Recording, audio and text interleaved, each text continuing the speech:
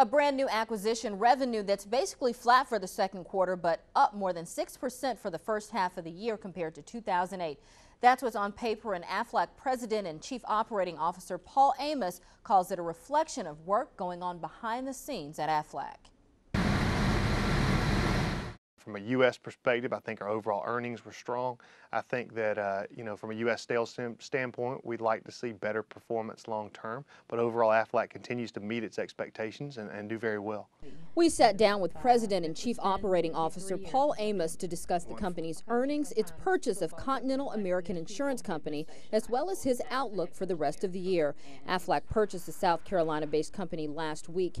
Amos says Continental targets its business mainly toward larger companies with 1,000 or more employees. Plus, it specializes in offering voluntary group insurance products, which Aflac doesn't. The acquisition therefore gives them an edge in a previously untapped market.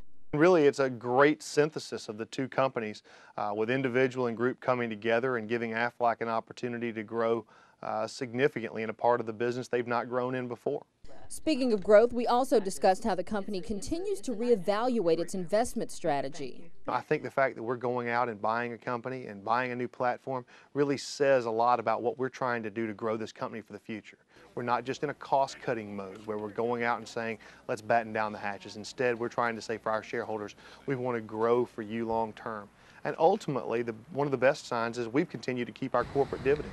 We're paying back money, which shows that we're earning money and making sure we're giving that back to our shareholders. Aflac has also managed to continue growing its employee base in this downturn economy. We are still hiring.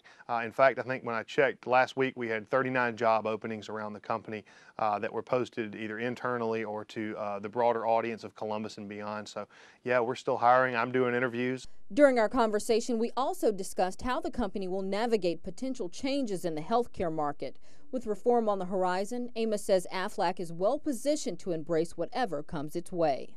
70% of Aflac is in Japan. In Japan, they have national health care, one government plan for everybody. We've done extremely well, obviously, in that market, so we believe we can do very well in a national health care environment where everyone either has a government plan or has a series of plans provided by private health care. To see more of my interview with Amos, log on to WTVM.com onto the Consumer Watch page. Zaneta Lowe, WTVM News Leader 9.